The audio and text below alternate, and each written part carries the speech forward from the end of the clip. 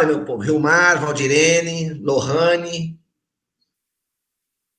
Terezinha, você tá aí, Terezinha? A Terezinha chegou, parabéns para ela. Everton, Maria, Beatriz, saudade de vocês, viu, pessoal? Das fofocas, né? Depois vocês têm que me contar as fofocas em off.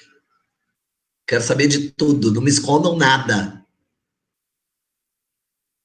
Chique, né, Valdirene? Ah, não vou ficar dando aula. Tudo bem, ó, eu vou contar um bafão aqui, hein? Eu tô de chinelo, mas de terno completo. Mas o bom da aula é isso, né, gente? Eu amo isso. Você sair, você desligar o computador e ir para sua casa tomar café, sem pegar trânsito, sem pegar carro. Olha que delícia. Esse é o futuro, né? Vocês têm, eu não tenho dúvida disso. Jamais vai voltar a aula física presencial. Não é vantajoso, não é economicamente, não vale a pena, né? Não, e pior que tem isso mesmo, né, Igor? Eu vi uma advogada esses dias só de short e pôs um paletó e tô na audiência. Olha isso, que delícia. Ô, professor, Amo esse... só não pode fazer igual o advogado baiano lá deitado na rede, né? Você ouviu isso daí? Não, não vi. Ô, O que passou eu no vi foi. Fantástico, e audiência, era Ah, audiência, e ele na o que eu rede. vi foi uma. Eu vi uma sessão do tribunal, um desembargador que soltou um pum. E o microfone pegou. Ai, que horror, Eu vi gente isso do daí céu. também. Jesus, Maria José. Ninguém merece um negócio desse, né? Fala sério. O bom é que a distância não tem cheiro, né, pessoal? Só tem som. Deus me livre. Então vamos lá, turma. Já animamos. É um prazer estar aqui de volta. Agora a gente vai fazer aquilo que eu já falei para vocês, e quem não foi meu aluno, ou que veio transferido, enfim, vai ter oportunidade de ver, e quem já viu vai rever, que é o que eu, Vanner, desenvolvi como professor de prática para você ter facilidade na identificação da peça, na identificação no problema, de qual o assunto que está sendo tratado. E eu chamei esse método de investigação primária, antes da gente se debruçar sobre a peça, de raio-x da questão. O raio-x da questão. Então é sobre isso que eu quero falar. Isso é mais ou menos, pessoal, uma liturgia, quer dizer, a partir do momento que você entrar e conceber essa ideia e praticar essa forma de ler e de começar a escrever o rascunho da sua petição, você vai se dar bem em qualquer prova, você vai se dar bem em qualquer caso que o cliente te procure. Então vamos lá. Primeira pergunta que eu faço quando a gente vai estudar prática é: quais os tipos de processos que nós temos no Brasil? Se eu estou estudando prática jurídica, então eu vou para o fórum, eu vou para a prática, entrando com processos. Que processos são esses? Quais são os processos que nós temos? E a resposta a essa pergunta, quais são os tipos de processos que nós temos, é muito fácil. No Brasil, a gente só tem dois, olha que fácil, dois tipos de processos. Ou a gente bate na porta da justiça com um processo de conhecimento, e a palavra conhecimento já diz tudo, eu estou levando ao juiz o conhecimento da minha história, do meu fato, e diante desse fato que eu estou levando ao conhecimento do juiz, eu faço um pedido e eu tenho o cumprimento de sentença e a execução. No processo de conhecimento, o juiz vai dizer o direito, vai dizer que você deve, vai dizer que você tem que fazer, vai dizer o direito. Na execução, o Estado, o juiz, vai satisfazer o direito. Uma coisa é dizer, Vanner, você tem direito a 10 mil reais. É isso que o processo de conhecimento vai fazer. Wanner, você tem direito de receber 10 mil reais. A execução, ela satisfaz. Na execução, os 10 mil que disseram que eu tenho direito vai entrar no meu bolso. A execução põe, neste caso, o dinheiro no meu bolso. O processo de conhecimento diz que eu tenho direito. A execução satisfaz o meu direito. Então, só tem esses dois tipos de processo. Em matéria tributária, nós vamos trabalhar com esses dois tipos de processo. O processo de conhecimento, sou eu, Wanner, cidadão, contribuinte, batendo a porta da justiça e dizendo, eu tenho um direito. Eu paguei, por exemplo, imposto a maior, paguei a mais. E é meu direito receber o que é meu, o que é devido. E não me cobrar o que não é devido. Então, processo de conhecimento para entrar com a ação de repetição de indébito. A ação anulatória, processo de conhecimento. Eu vou lá contar para o juiz que houve um lançamento ilegal, me botaram como devedor, como caloteiro, e eu quero anular a ação anulatória. Processo de conhecimento. Ação declaratória. Eu quero declarar que não tem que pagar. Processo de conhecimento. O juiz vai conhecer minha história e no final vai declarar. Mandado de segurança. Processo de conhecimento. Mandado de segurança, o nome pode ser esquisito, o processo pode ser estranho para você, mas é um processo de conhecimento. Eu estou contando para o juiz que houve um abuso de poder, uma flagrante ilegalidade. E eu estou dizendo para o juiz conhecer esse abuso, conhecer essa flagrante ilegalidade. É processo de conhecimento. Embargos à execução. Embargos à execução. O governo está me executando, está indo atrás dos meus bens, e eu reajo como? Embargando. Embargos é um processo de conhecimento. Eu vou contar minha história para o juiz.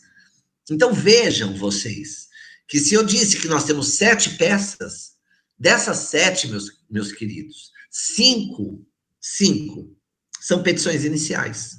5, a gente faz como? Seguindo o artigo 319 do CPC. O artigo que faz, que ensina a fazer a petição inicial.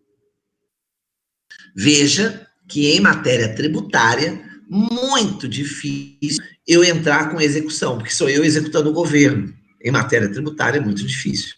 Essa peça, para nós, na OAB, nunca vai cair, porque a execução para receber o dinheiro é uma petição de uma folha só. Você me deve o dinheiro, eu quero receber. Então, não vai ter cumprimento de sentença. Agora, muitas das peças nós vamos tirar daqui, dessa parte do processo de conhecimento.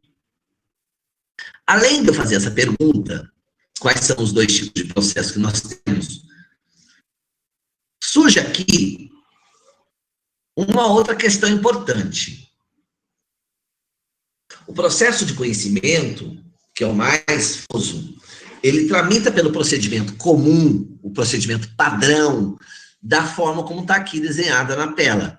Petição inicial, o réu vai ser citado, ele é citado para oferecer resposta, eu tenho audiência, conciliação e mediação, se não tiver acordo, eu apresento a minha defesa, eu tenho réplica, audiência do saneador, audiência de instrução, onde se ouve testemunhas, até que o juiz dá a sua sentença. Uma vez dada a sentença, se a pessoa não cumprir, começa o cumprimento de sentença. Sentença foi dada, eu quero é que ela seja cumprida. Cumprimento de sentença.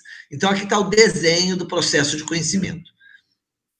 Sobre a execução e cumprimento de sentença, você sabe, toda execução tem título executivo.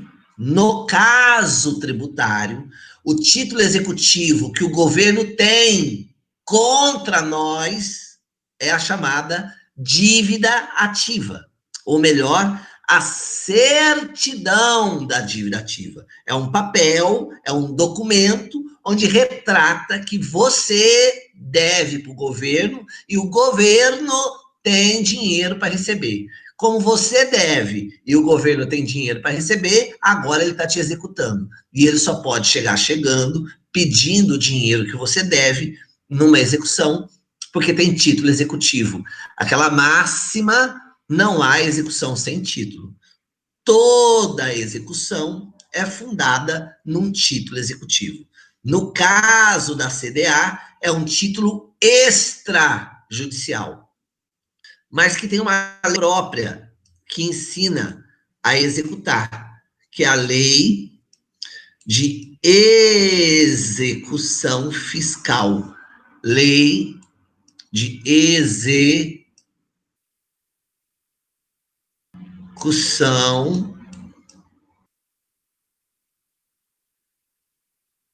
Fiscal. É a Lei 6.830. Vou escrever o número da lei aqui no bate-papo. Lei 6.830 de 80. É a chamada Lei de Execução Fiscal.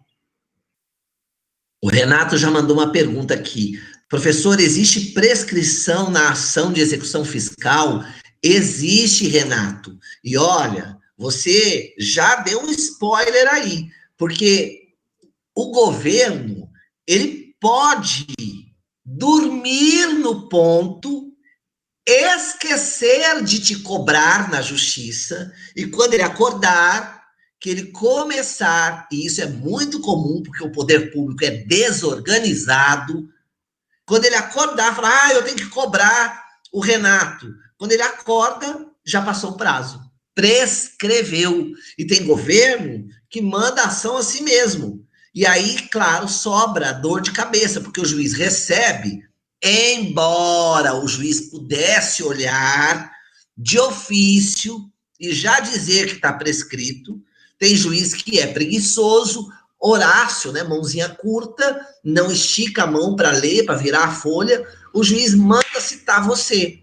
E aí você, Renato, advogado, se defende com embargos, porque é uma execução, você vai fazer uma petição inicial, e qual é o seu maior argumento aqui? Está prescrito, dormiu no ponto, prescreveu, você não pode me cobrar mais. O prazo que o governo tem para te cobrar um tributo, 5 anos. Passou 5 anos, não pode mais me cobrar. Prescreveu. Ok? Então a gente já sabe quais são os tipos de processo, processo de conhecimento e execução. O que a gente mais vai usar nas práticas tributárias são casos de conhecimento. O que mais me interessa na execução são os embargos do devedor, que eu vou ensinar, mas ele é uma petição inicial, embora seja chamado de embargos do devedor, é uma petição, não é uma defesa propriamente dita. Quem dorme, o direito não socorre. Exatamente, Renato. O direito não socorre os que dormem. O governo dorme muito, muito. E perde muito dinheiro, né? Porque se não entra com a ação porque perdeu o prazo, fica sem B. Aqui eu trago só uma colinha para vocês. Execução por quantia em dinheiro, como é que eu faço? É só ir lá no artigo 523 do Código de Processo Civil, ele te ensina a fazer como é que faz o cumprimento de uma sentença cujo objetivo é receber dinheiro. Agora, se for uma sentença cujo objetivo é fazer e não fazer, o artigo é o 536, ele ensina como é que você elabora essa petição. Se for entregar alguma coisa, um carro, um apartamento, o modelo é do artigo 538. Isso tudo falando em título judicial, falando em uma sentença que manda pagar, uma sentença que manda fazer, uma sentença que manda entregar. Faz igual o 523. Se for sobre fazer e não fazer, elabora igual o 536. Se for para entregar um carro, um apartamento, se faz no modelo do 538. Se o título é extra, extra e for dinheiro, a gente faz de acordo com 824. Se for extra para fazer, elabora-se de acordo com 815. E se for para entregar, de acordo com 806. Então, isso é mais uma colinha para você saber quais são os modelos, os tipos de execução. Não vai nos interessar muito isso aqui para aula de prática. Eu repito, a maioria das peças vão ser de processo de conhecimento. A gente vai estudar a execução, vai ver a execução fiscal, nós vamos falar dos embargos.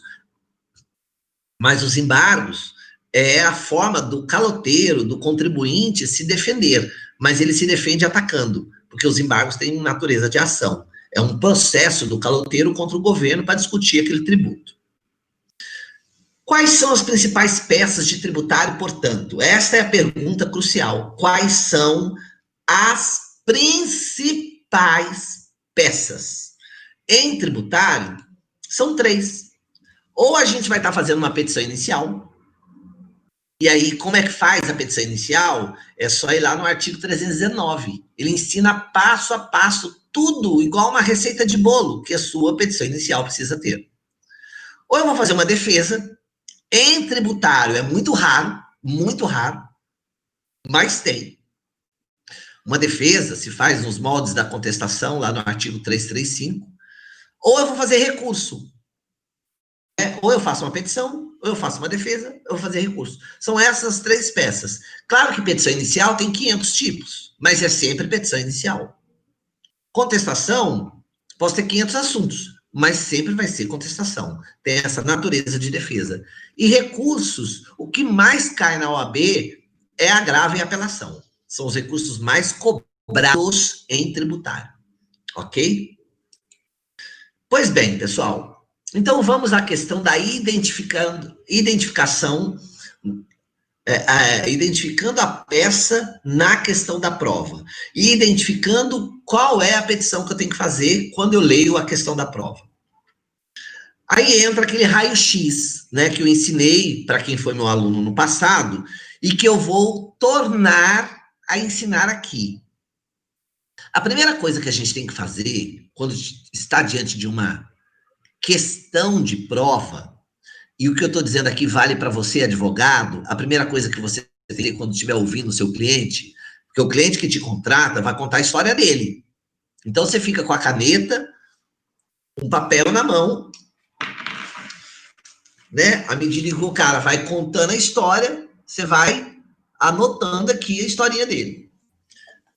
Anotou a história? A primeira pergunta que a gente faz é: existe alguma demanda proposta na justiça?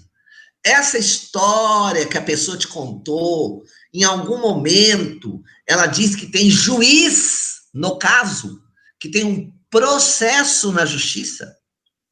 Se você disser, professor, eu acabei de ler a história, eu acabei de ouvir, o cara não falou de juiz, não tem processo, só a história da vida dele.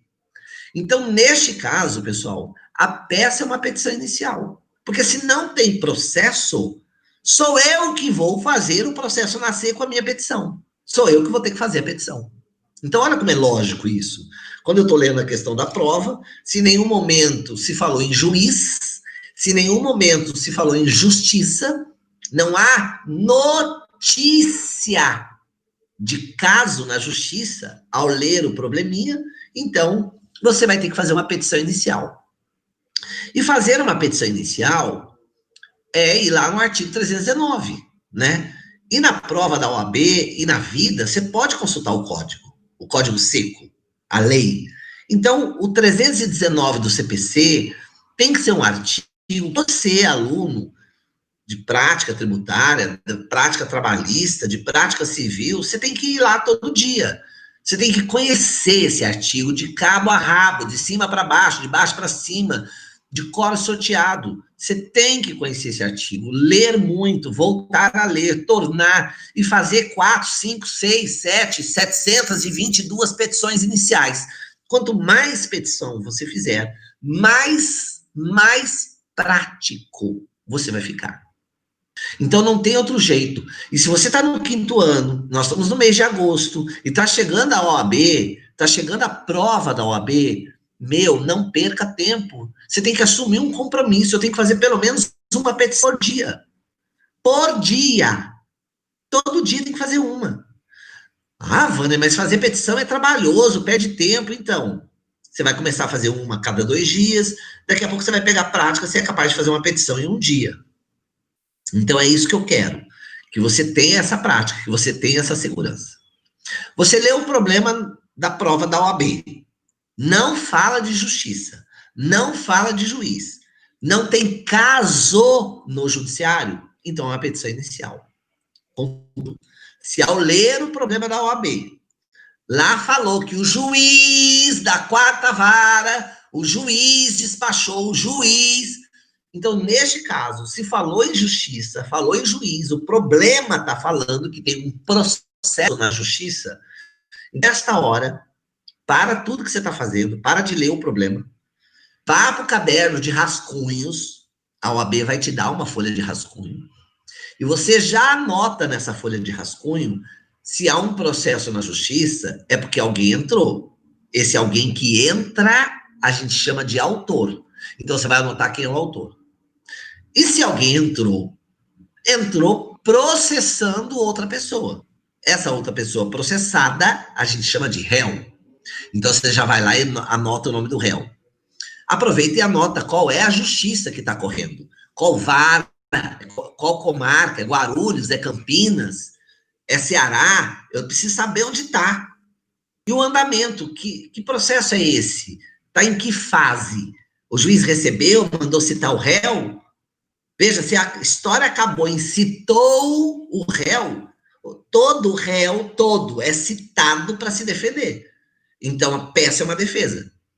Se ele disser que o juiz deu uma sentença e acabou a história, o juiz proferiu uma sentença, então é apelação, porque o caso já está sentenciado.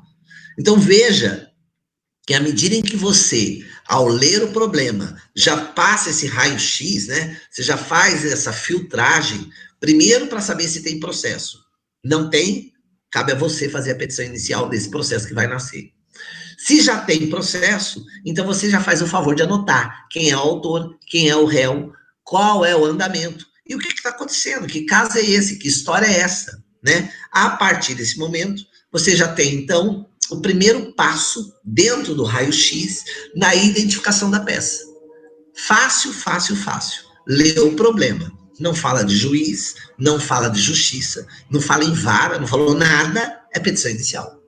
Agora, falou de juiz, falou de um processo, você vai fazer anotar os dados, e à medida em que você anotar qual foi o último andamento, a última notícia de acontecimento no processo, a gente vai saber qual é a peça. Se é um recurso, se é para fazer embargos, enfim. Beleza? Seguimos adiante.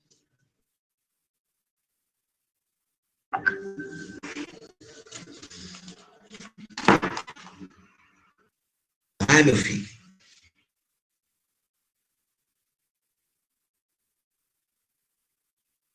Hoje o negócio travou aqui, não quer ir nem para frente nem para trás.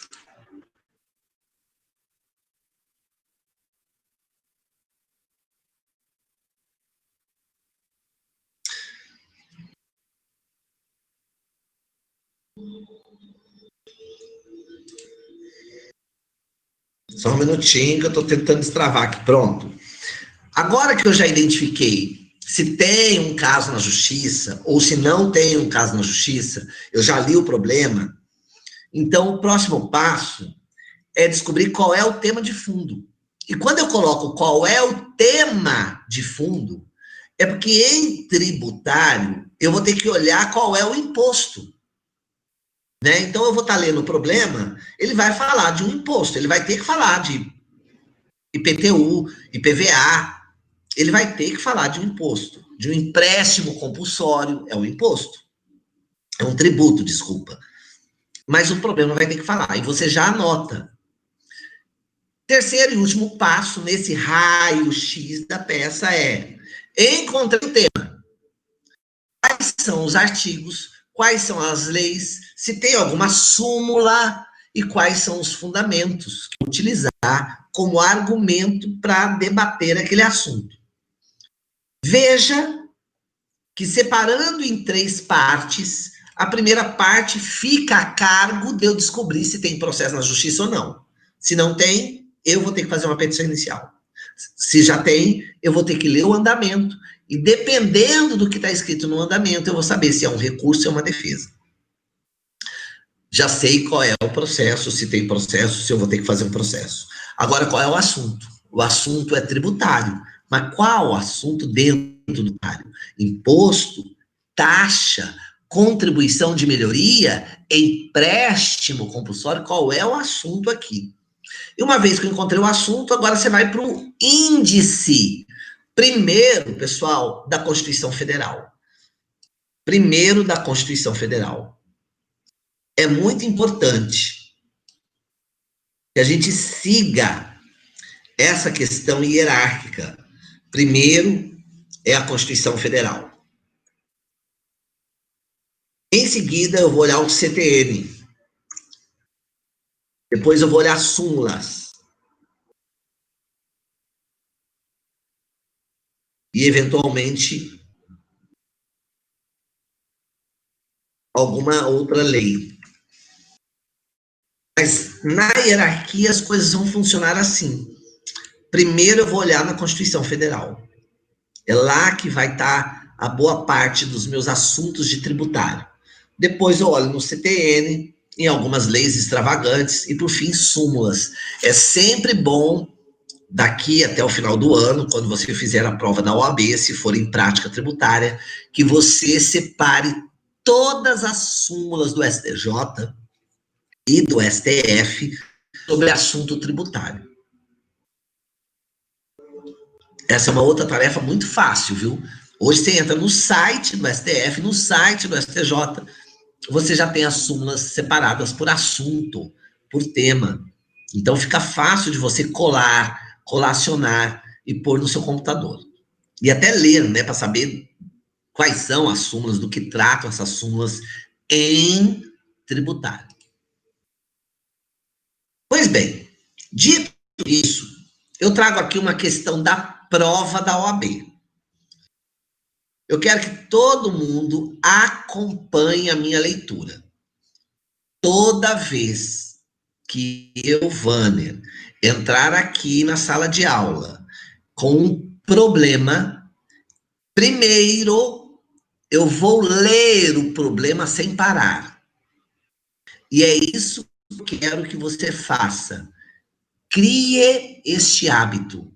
Primeiro leia. É a leitura que eu chamo de soco na boca do estômago. Pum!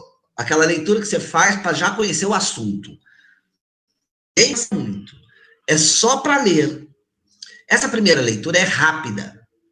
Depois que você lê o problema, você vai respirar fundo. Você já tem uma noção do que se trata. Agora você vai fazer a segunda leitura, esta devagar e grifando. Então a primeira é num diretão. Leu de uma vez só. Vamos fazer juntos. Então me acompanhe aqui. Acompanhe a minha voz e vá passando o olho no problema. Olha só. Vou ler o problema, você... A União, vírgula, por não ter recursos suficientes para cobrir despesas referentes a investimento público urgente e de relevante interesse nacional, instituiu, por meio da Lei Ordinária 1234, publicada em 1º de janeiro de 2014, empréstimo compulsório. O fato gerador do citado empréstimo compulsório é a propriedade de imóveis rurais e o tributo somente será devido de maio a dezembro de 2014. A Bárbara está dizendo que está travando um pouco, né? Então, vamos lá, vamos com calma. Vou ler de novo o problema. Eu só estou lendo o problema. A União, vírgula, por não ter recursos suficientes para cobrir despesas referentes a investimento público urgente de relevante interesse nacional, instituiu, por meio da Lei Ordinária 1234, publicada em 1º de janeiro de 2014, empréstimo compulsório. O fato gerador do citado empréstimo compulsório é a propriedade de imóveis rurais, e o tributo somente será devido de maio a dezembro de 2014. Continuando a leitura.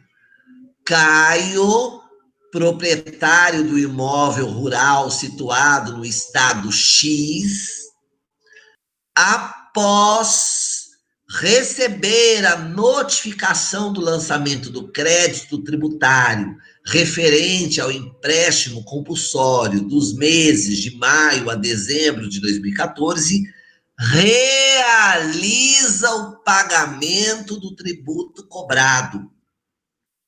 Posteriormente, tendo em vista notícias veiculadas a respeito da possibilidade desse pagamento ter sido indevido, Caio decide procurá-lo com o objetivo de obter a restituição dos valores pagos indevidamente. Na qualidade de advogado de Caio, redija a medida judicial adequada para reaver em pecúnia e não por meio de compensação os pagamentos efetuados. Eu acabei de ler o problema inteiro, veja que eu não fiz nenhum comentário, eu só li, foi aquele contato com o caso, por isso que eu chamo de chute na boca do estômago, né? Porque você tem aquele chute, você fala, oh, e agora? E agora? Agora a gente vai ter que ler e desenvolver a nossa petição. Nós lemos o problema, você me acompanhou. Em algum momento, o problema falou que tinha processo na justiça? Hein, Bárbara? Você está me ouvindo?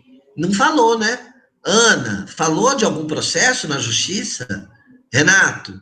Não falou. Paloma, não falou. Ele só está contando a história que a União, por não ter recursos, criou, por meio de uma lei ordinária, o empréstimo compulsório. Então, pessoal, agora preste atenção. Na prova da OAB, na vida real, a gente vai fazer a segunda leitura grifando o que a gente acha que é importante. Então, coloque na sua cabeça. Em tributário, a primeira coisa importante é saber quem é que está cobrando o tributo. É o município? É o estado? É o Distrito Federal? Ou é a União Federal? E por que é que eu tenho que fazer essa primeira pergunta? Porque tributário é tributo, e tributo no Brasil só pode ser cobrado pela União, pelos estados, pelo Distrito Federal e pelos municípios. Então, esses 4 caras, União, estados, Distrito Federal e municípios, um desses 4 caras está cobrando o tributo. Eu preciso saber quem é. Porque a partir dali eu vou ter outros desdobramentos. Quer dizer, se for a União Federal, a minha petição vai ser dirigida para a Justiça Federal. União Federal, Justiça Federal. Se for os estados, o Distrito Federal ou o município, eu levo para estadual. Eu não tenho justiça municipal, eu não tenho justiça do Distrito Federal, justiça distrital, não tem. Ou é federal ou é estadual.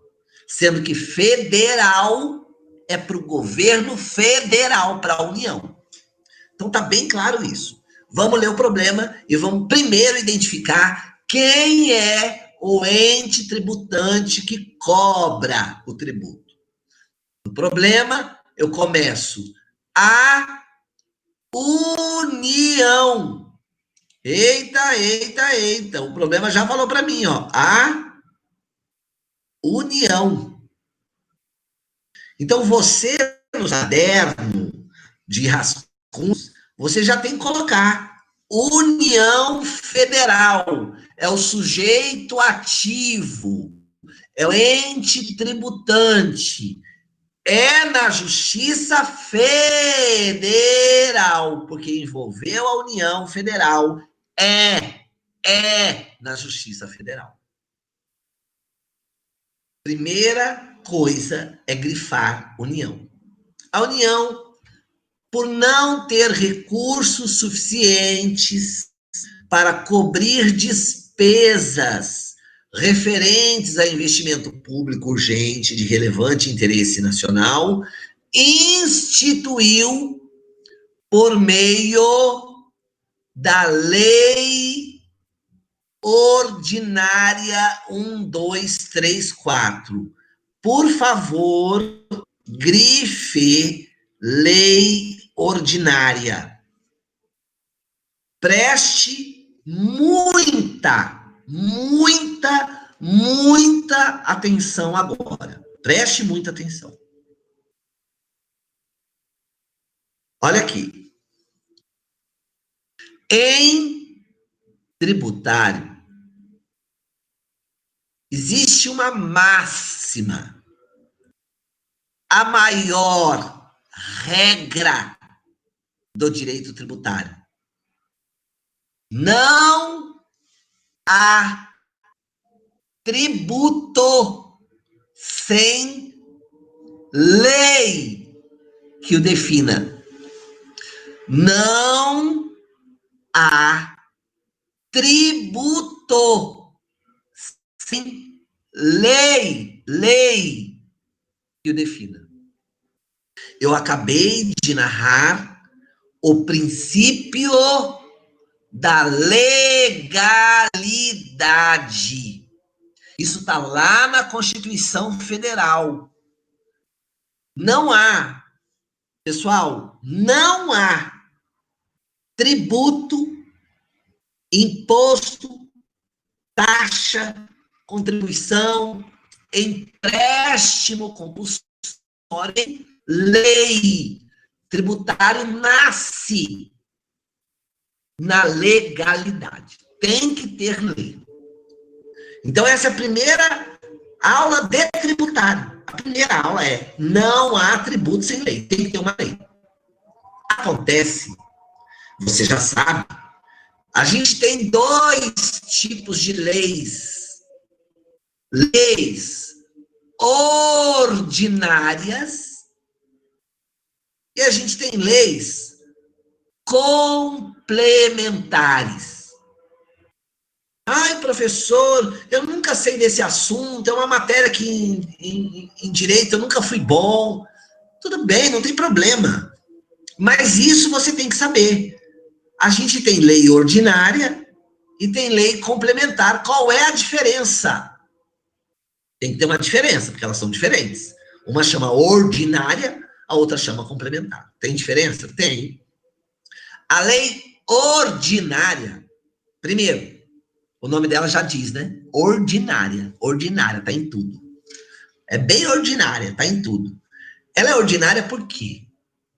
Porque ela exige menos quórum. A lei ordinária, ela é aprovada por maioria. Presente.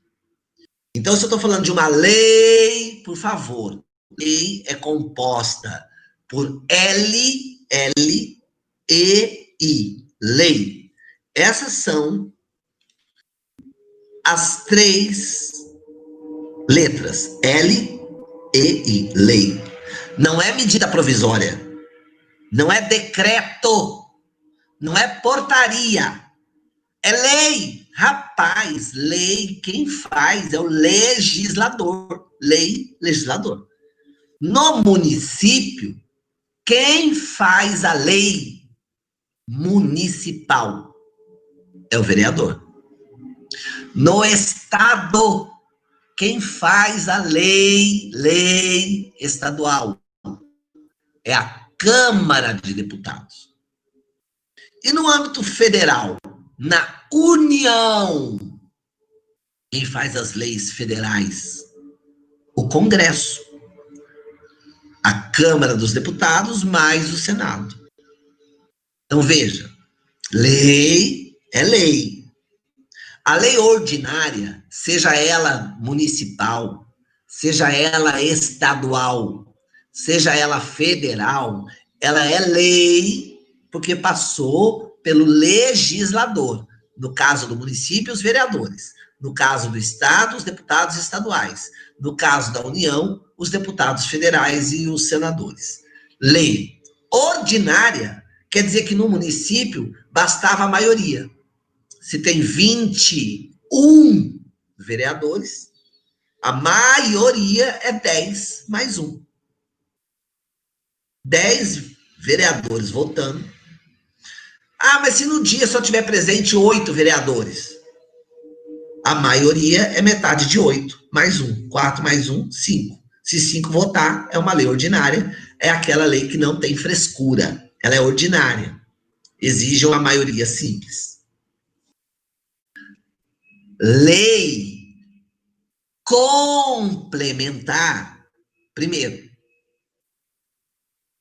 toda lei complementar exige maioria absoluta. Aqui, para aprovar uma lei complementar, eu tenho que ter a maioria absoluta dos vereadores, a maioria absoluta dos deputados, a maioria, não é os que estão presentes, se tem 300 deputados, tem que ser a maioria absoluta, 150 deputados mais um. É assim que se faz. A lei complementar tem outra diferença da ordinária. No âmbito da Constituição, deixa eu te contar um segredo.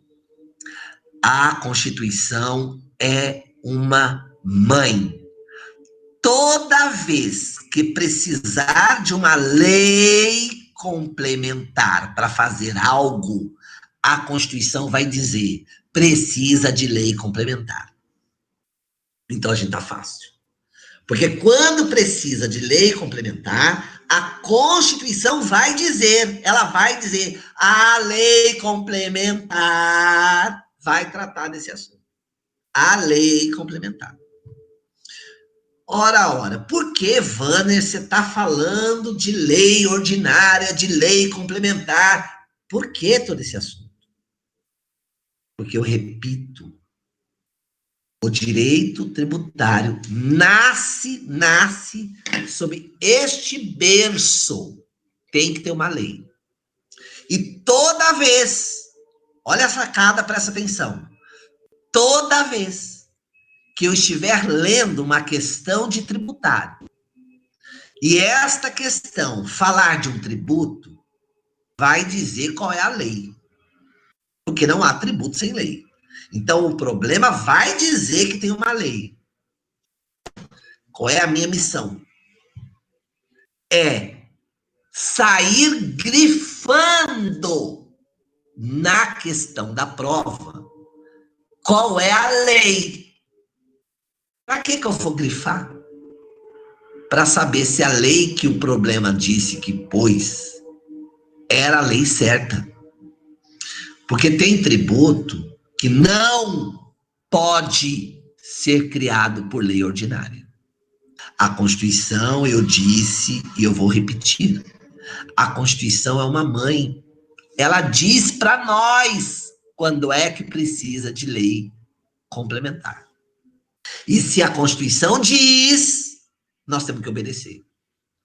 E às vezes a gente se depara com governadores, com deputados desobedecendo a Constituição, criando tributos com lei errada, criando tributos que exigem lei complementar, mas eu crio fazendo lei ordinária. E se eu faço a lei errada, esse tributo não pode ser cobrado, porque seria inconstitucional. Então, quando eu estou lendo o problema, a União, mandei você grifar a União, por não ter recursos suficientes para cobrir despesas referentes a investimento público urgente, relevante interesse nacional, instituiu por meio da lei ordinária. Então, veja que o problema está dizendo que há uma lei. Bom, mas a lei é ordinária. Então, a gente aqui vai ficar maquinando. Será que é lei ordinária mesmo? Ou será que, neste caso, eu estaria precisando de uma lei complementar? Se eu estivesse precisando de uma lei complementar e se falou em lei ordinária, esse tributo é inconstitucional. Então, eu não vou pagar. Eu não vou pagar uma coisa que está errada, né? Outra coisa importante, em tributar, a gente se agarra no princípio da legalidade. Só que tem outra coisa importante. Isso tem um fator histórico, viu, pessoal? Se a gente for puxar na memória, sabe onde nasceu isso? Lá na Inglaterra.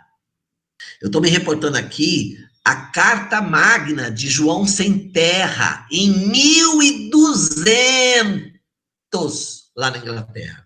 Vocês sabem, vou contar essa história para quem não sabe, mas eu estou falando de um período medieval, 1200. Lá na Inglaterra, era a época 1200 do Robin Hood.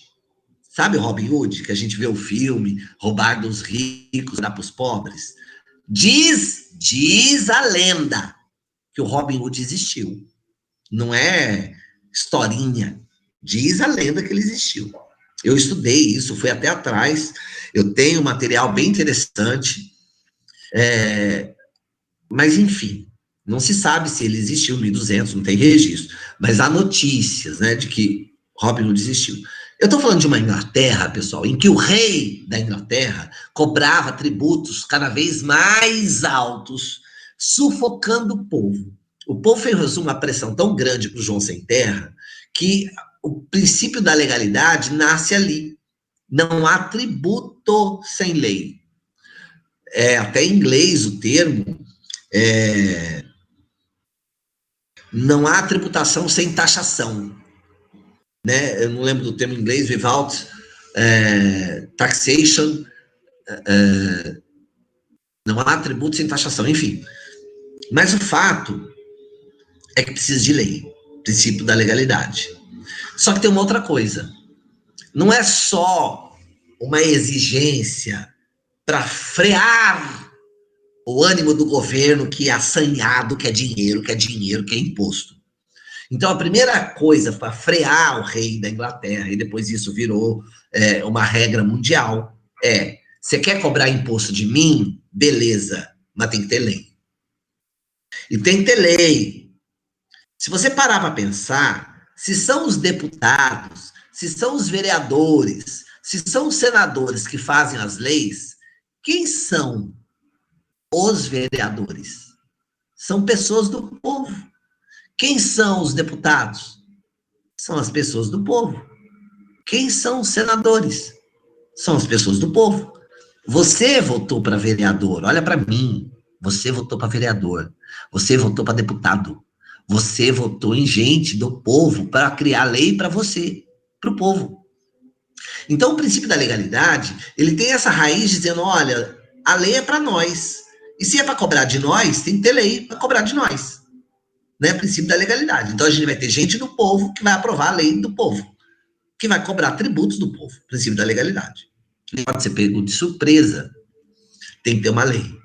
E junto com esse princípio nasce um outro, que é o princípio da anterioridade. Você quer cobrar um tributo de mim? Você quer aumentar o imposto? Beleza, precisa de lei. Segundo, você só pode cobrar no exercício financeiro seguinte. Então, se eu estou em 2020, você quer cobrar um imposto de mim, tem que ter lei. E se for ordinária, é ordinária. Se for complementar, tem que fazer lei complementar.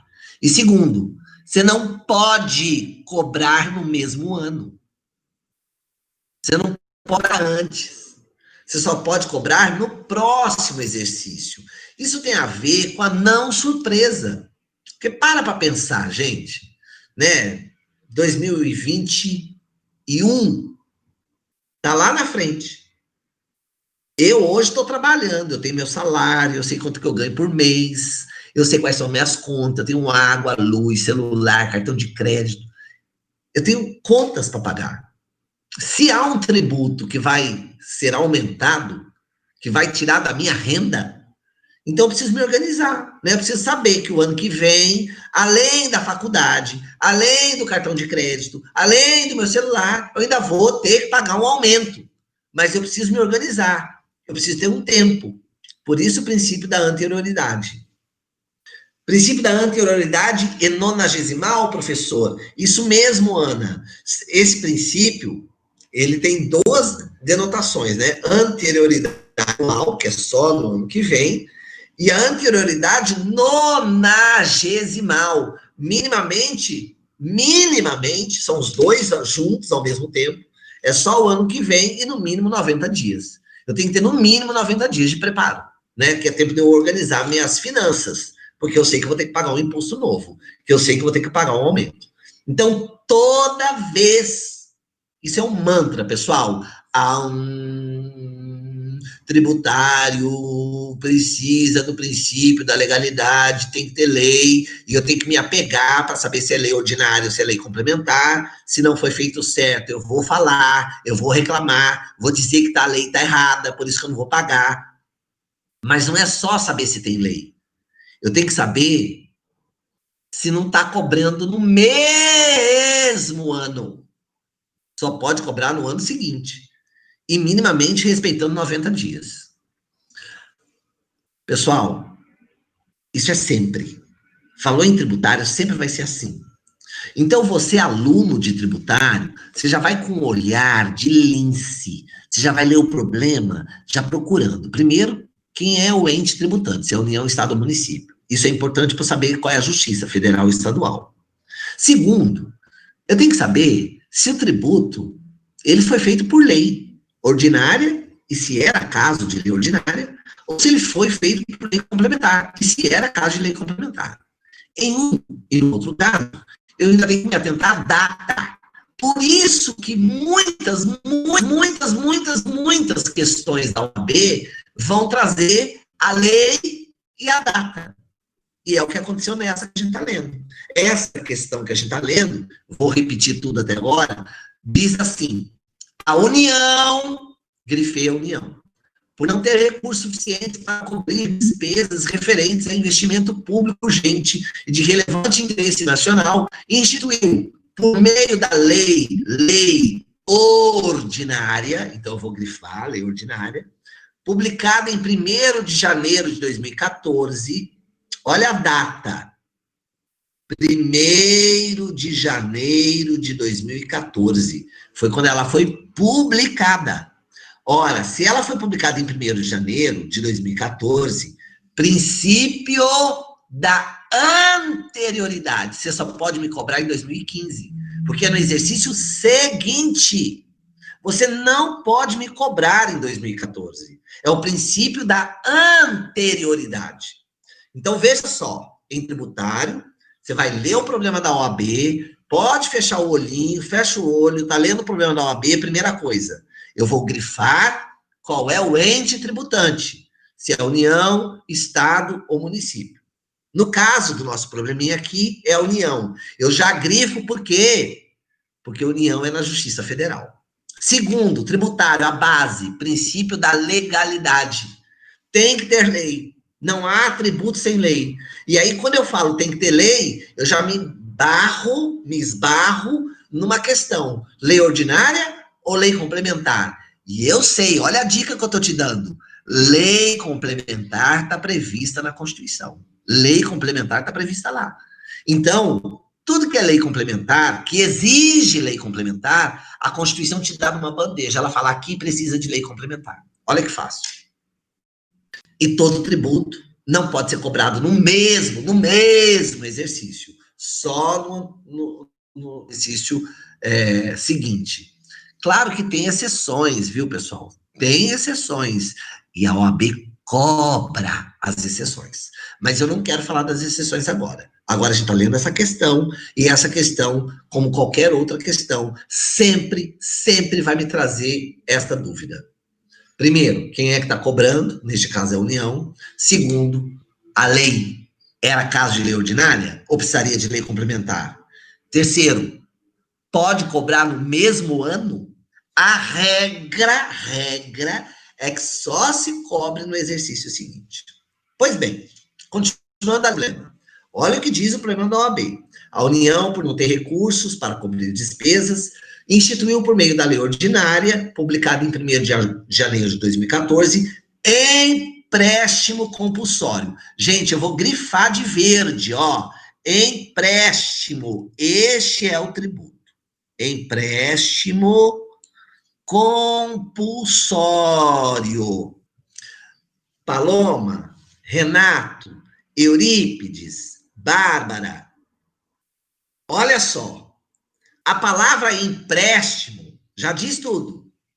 Eu, Vâner, tenho dinheiro e você me pede emprestado. Pois o governo pode fazer isso. O governo pode pedir dinheiro emprestado para nós. É emprestado. Ele vai ter que devolver depois, ok? Mas isso é um tributo. Empréstimo compulsório.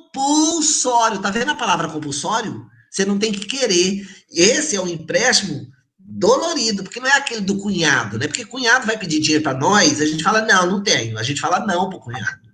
Mas para o governo, a gente tem que dar emprestado. Só que tem um detalhe.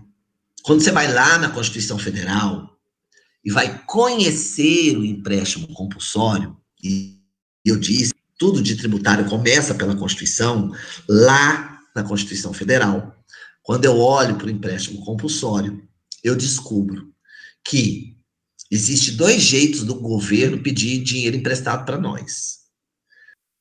Nos 2 jeitos, tem uma questão importante. Se for para cobrir despesas de relevante interesse, de um caso urgente, só pode pedir dinheiro emprestado, mas tem que ter lei complementar e só pode ser cobrado no exercício seguinte. Só. Existe um tipo de empréstimo compulsório em que o governo cobra no mesmo ano. Aí é uma exceção ao princípio da anterioridade. É no caso de guerra.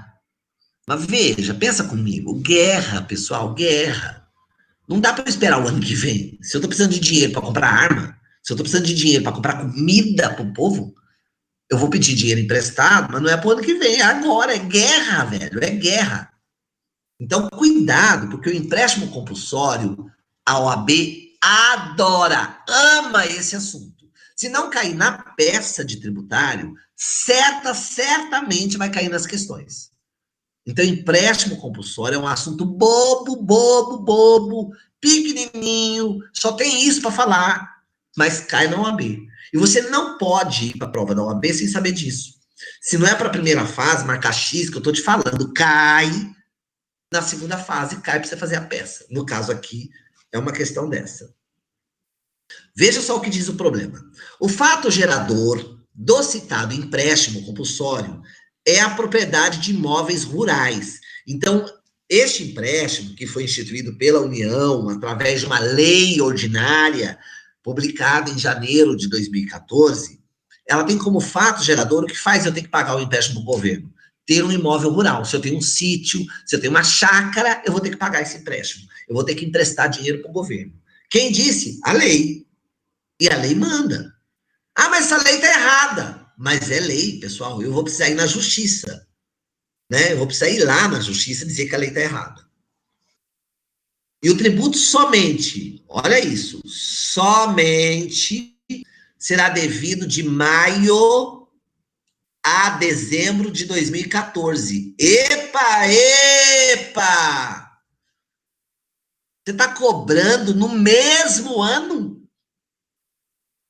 Mas e o princípio da anterioridade? Que diz que só pode cobrar no ano seguinte, no exercício seguinte. A não ser que seja aquele caso de empréstimo de guerra. É guerra? Vou ler de novo. A União, por não ter recurso suficiente para cobrir despesas referentes a investimento público urgente e de relevante interesse nacional, tem guerra aí. Está escrito guerra? Não. Então, se não é guerra, não pode ser no mesmo ano. É só no ano seguinte. Ainda que seja relevante. Ainda que seja urgente. Princípio da anterioridade é regra. A exceção é no caso de guerra. Aí eu estou na exceção, mas aqui não é caso de guerra. Então, veja que safadinho. O governo está cobrando o empréstimo do povo que tem sítio por uma lei ordinária e começou a cobrar no mesmo ano. A lei foi publicada em janeiro e já está cobrando a partir de maio. Está errado isso aí. Caio, proprietário do imóvel rural, Caio, ó, vou grifar. Caio é o meu contribuinte, é o sujeito passivo, é o proprietário de um imóvel rural e que, com razão, está preocupado, porque tem uma lei mandando pagar esse empréstimo. Então, Caio, proprietário de imóvel rural situado no estado X, importante para eu saber qual é o estado da federação, qual é o TRF, após receber, olha só, aluno de tributário, a notificação do lançamento. Epa! Lançamento? Rapaz, é porque já ocorreu o fato gerador, já nasceu a obrigação e agora foi lançado para você pagar. E se você não pagar, seu nome vai para a dívida ativa. Então veja, Caio, após receber a notificação, então ele foi avisado, notificado, é comunicar, ele foi comunicado que ele tem que pagar. Referente a esse empréstimo compulsório, ele foi avisado que ele tem que pagar. O que ele faz? Olha só, pessoal, grifa. Realiza o pagamento. Ele pagou. Pagou, ferrou.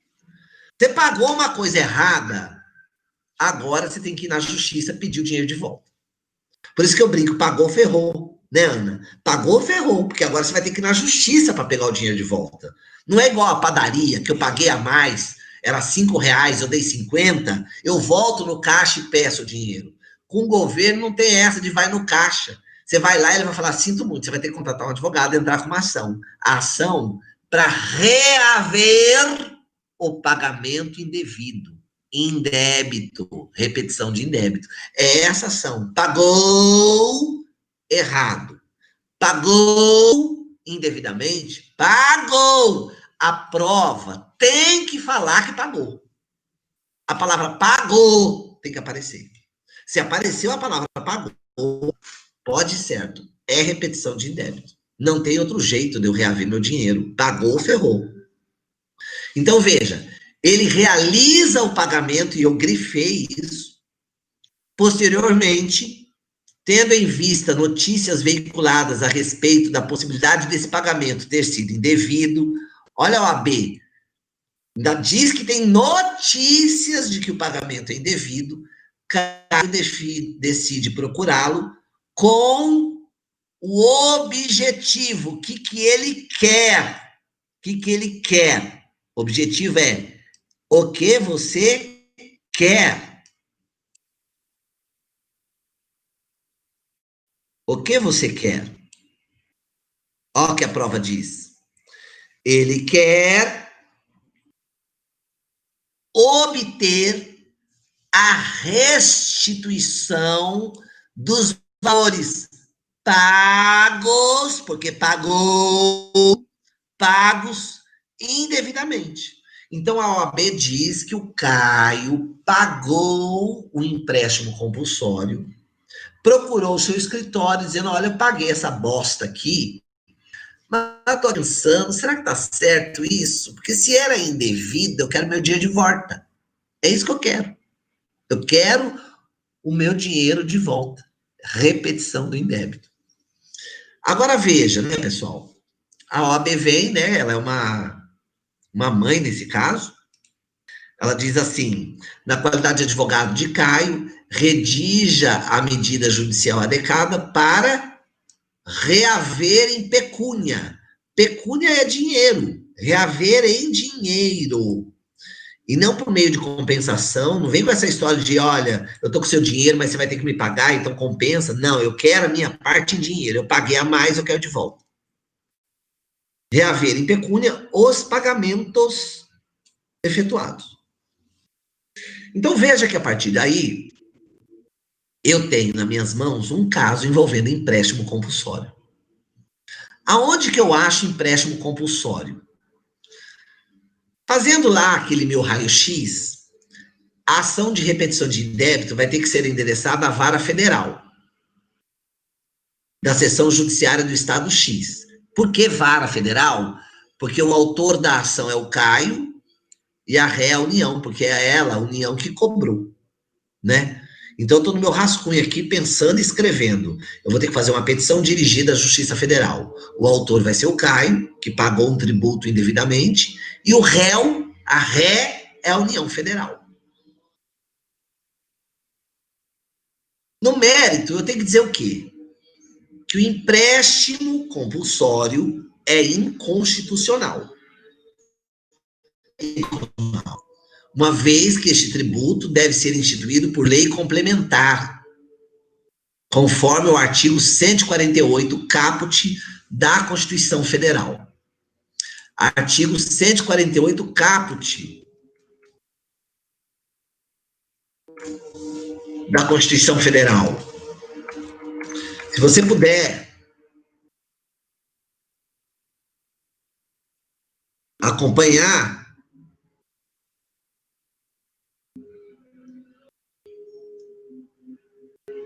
eu vou colar aqui no bate-papo o artigo 148. Ele diz assim: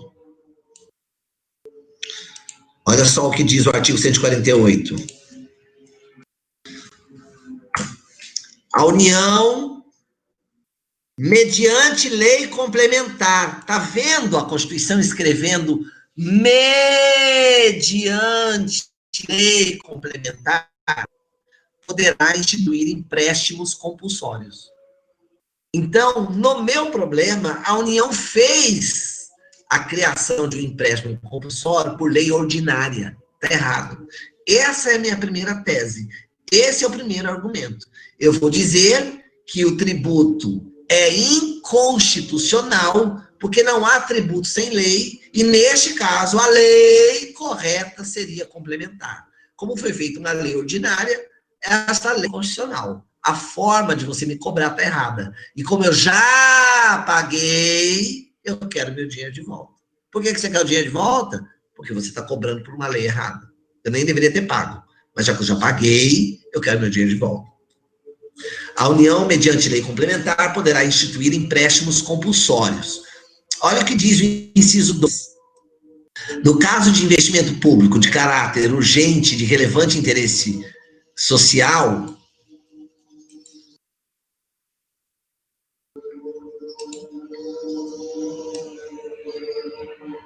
observado o disposto no artigo 153b. Observado o disposto no artigo 153b. Né? O que diz esse artigo 153b? Vamos ver. Vamos pegar aqui o artigo 153. 150 da Constituição Federal.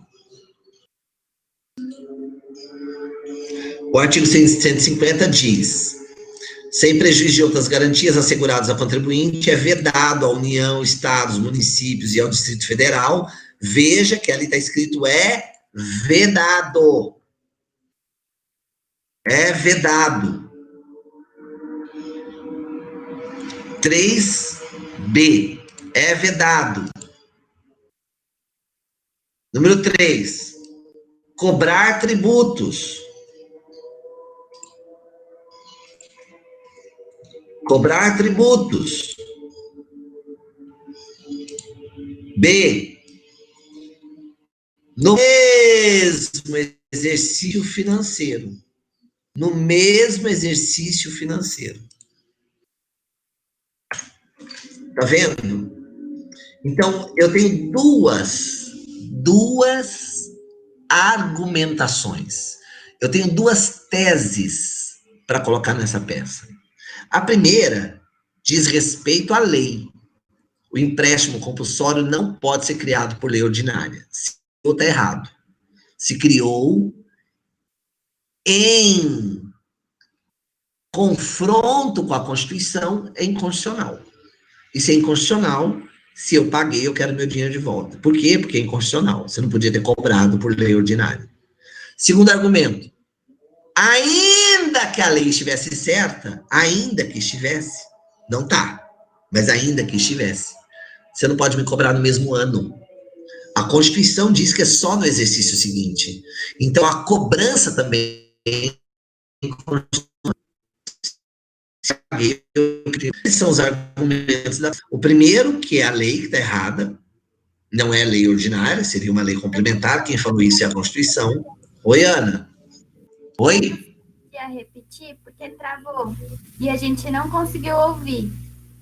Como é que é? A última parte que o senhor estava falando sobre o que a União não poderia cobrar o tributo por estar no exercício financeiro o mesmo, né? Teria que ser o seguinte, cortou. Isso. Ah, tá. Então vamos lá repetir. Olha só, a União não pode cobrar no mesmo exercício empréstimo compulsório. Todos os empréstimos? Não são todos. É o empréstimo compulsório no caso do inciso 1º do artigo 148, né? No caso de investimento público de caráter urgente. Se você for lá no artigo 148, eu vou lá de novo. 148.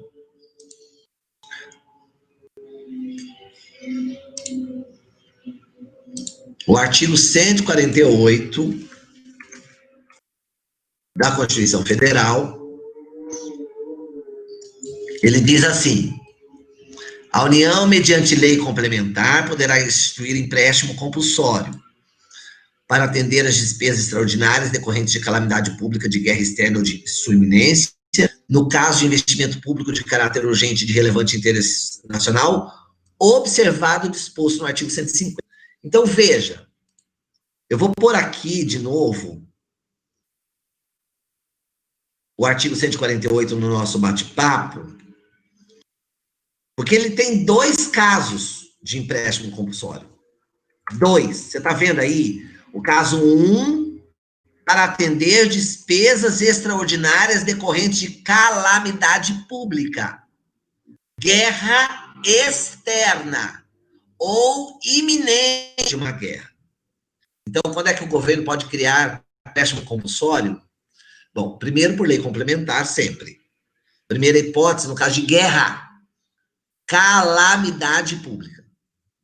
Ou, segunda hipótese, no caso de investimento público de caráter urgente.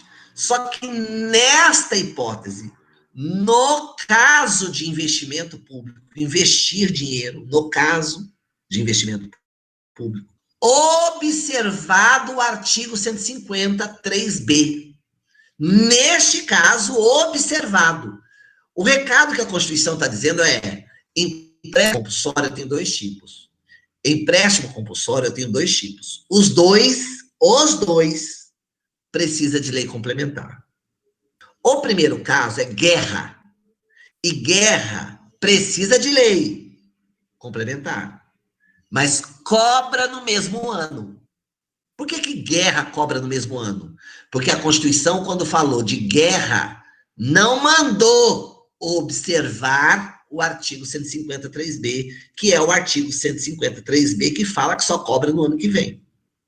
No caso de guerra, não mandou observar.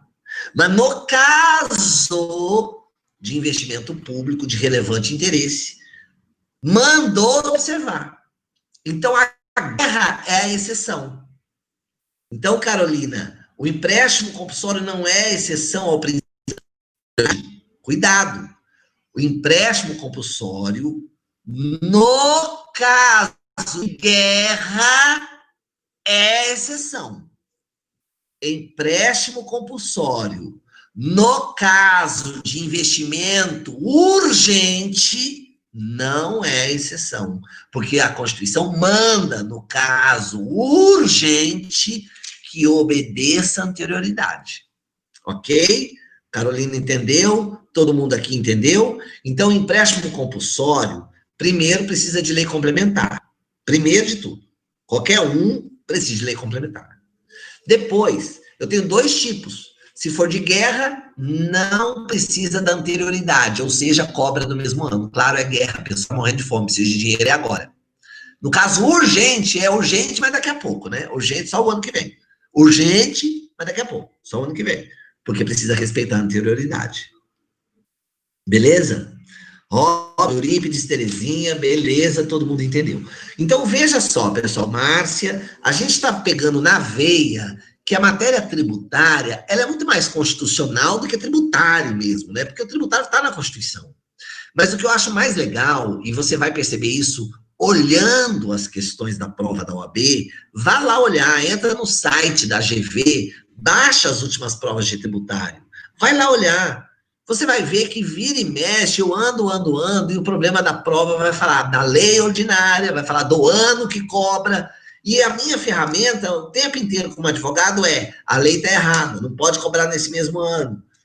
É assim que a gente vai trabalhar. Muitas vezes vai ser assim. Vocês vão acompanhar nas aulas, eu vou falar para vocês, olha aqui, eu já falei, precisa de lei complementar, olha isso aqui, eu já falei, tem que respeitar a anterioridade. Os problemas da OAB são vários, mas as teses que nós usamos são as mesmas. Sempre eu tenho que olhar se há lei, porque não há tributo sem lei. Segundo, se a lei está certa, se é ordinário, se era complementar. Terceiro, se está cobrando no mesmo ano, porque para cobrar no mesmo ano tem que ser exceção. A regra, só o ano que vem. Valdirene, professor, me indica um curso online bom para eu prestar a primeira vez a OAB? Valdirene, você vai fazer tributário? Essa é a questão, né? Você está falando de primeira fase ou segunda fase? Porque se for segunda fase, primeira fase, aí você tem várias opções, né, de cursinhos. Hoje em dia você tem online, né, com a pandemia, nem sei se tem um cursinho presencial, mas, Valdirene, o Robson deu aqui o nosso curso, um exemplo, ele está gostando, ó, estou fazendo muito bom. O nosso curso, ele é gerido pelos ex-professores do Damásio, o Darlan e esqueci o nome dele. Eu trabalhei com os dois, eles foram meus chefes, eles são ótimos professores, né? Agora, você tem o Renato Saraiva, que é o CERS, é muito bom aí na OAB, pelo que eu já ouvi falar. Em tributário, por exemplo, eu já indicaria o Renato Saraiva, o Marco Antônio, isso mesmo, o Marco Antônio e o Darlan. O Marco Antônio é muito bom, né? A parte de ética, vale a pena, viu, Valdirene? Agora, para quem não tem dinheiro, viu, pessoal, o negócio é fuçar na internet. Você acha muitos professores bons de cursinho com aulas no YouTube. Você só tem que se antenar para ver se a aula é atualizada, né? porque está lá disponível, sei lá, faz quanto tempo. Mas vira e mexe, eu dou uma olhada aí nessas aulas de véspera, que são gravadas por esses cursinhos famosos, se a data é próxima, né, foi do ano passado, por exemplo, é uma puta dica de tributário para você entender, para você poder fazer as peças, acho que vale a pena. E é gostoso você ir se contaminando, sabe? Com esse desejo, que nem a Valdirene está expondo aqui, quero me dedicar para a OAB primeira vez. Meu, você passa na primeira, sabe? É só se dedicar. Não pense você que vai entrar a aprovação, você sentado em casa assistindo Faustão. Você precisa ler, você precisa estudar, você precisa dedicar um tempinho da sua vida. Mas o que a gente precisa fazer é fazer isso de forma otimizada, né? Que nem aqui. Esse ambiente, pessoal, a gente está na aula online. Você concorda que a gente está junto aqui desde as 7h30 da manhã? A gente está junto aqui desde as 7h30 da manhã. A gente está estudando. Então, aproveite esse momento, sabe? Esse é o momento de você pegar esse caderno, material que eu estou te dando, isso é coisa para entrar na sua vida, porque eu tenho certeza, se você prestou bem atenção na aula de hoje, mas ninguém nunca mais vai tirar isso da sua cabeça. Tributário precisa de lei? Sim, é a regra. E aí eu tenho que ficar atento se é lei ordinária ou se é complementar, porque se tiver feita a lei errada, eu já tenho argumento.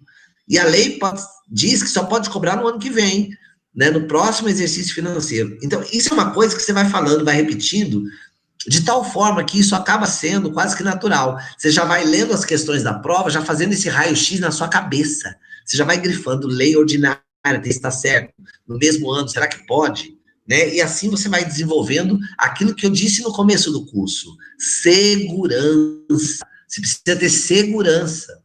E a gente tem segurança, pessoal, andando na mesma trilha todo dia, né? Todo dia. Se você anda no mesmo caminho, você vai estar seguro, porque você conhece o caminho que você está andando. Beleza? Ótimas dicas. Valeu, Terezinha.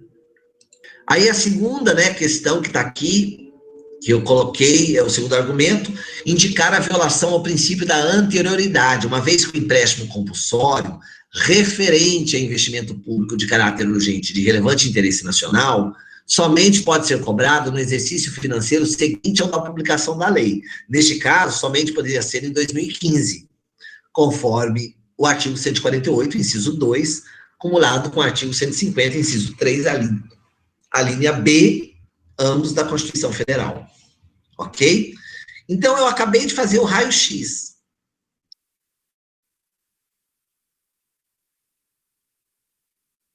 Pegar as questões em folhas xerocadas e responder atrás das questões e recortar para memorizar. Isso é ótimo. Essa dica é maravilhosa. Eu sempre dou essa dica. Né? Se fazendo questões, vale a pena. Fazendo questões, as questões se repetem, né? Então, quanto mais então você faz, mais acesso ao universo do tema você entra, mais acesso você tem, né? Por fim, deve examinando requerer a procedência do pedido para que os valores pagos indevidamente sejam restituídos.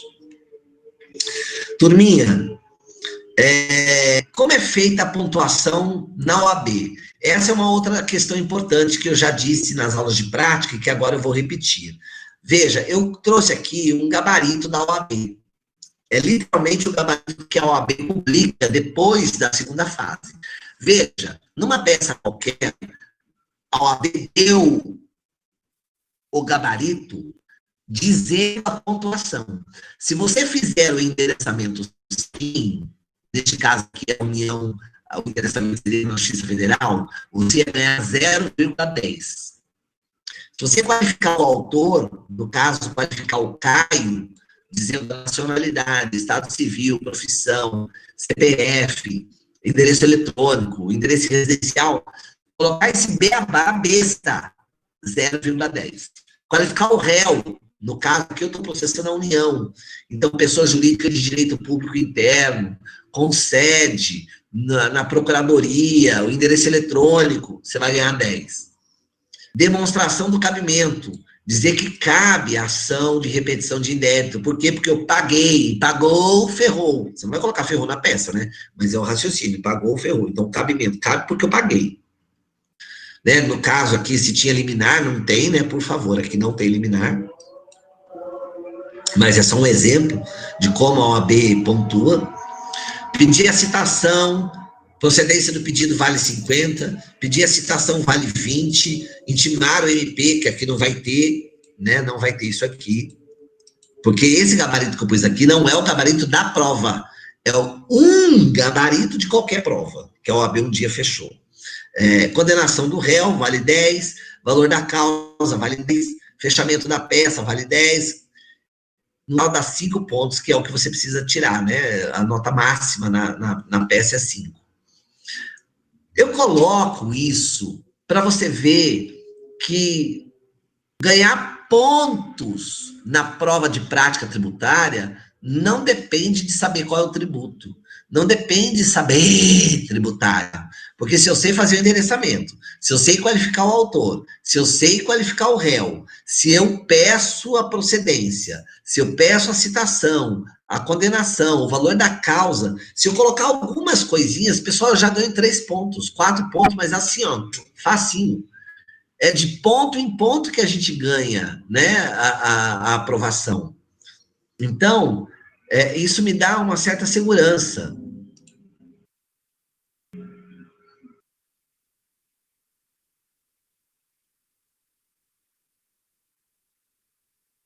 Ok? Outra coisa importante, viu? A doutora Ossana acabou de passar uma mensagem aqui, não aconteceu nessa sala, né, pessoal, mas eu estou transmitindo porque é um recado que ela deu.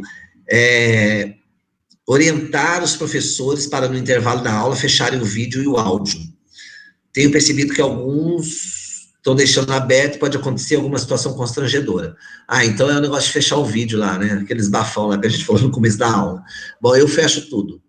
Mas, enfim, fica a dica para você, aluno, também. Né?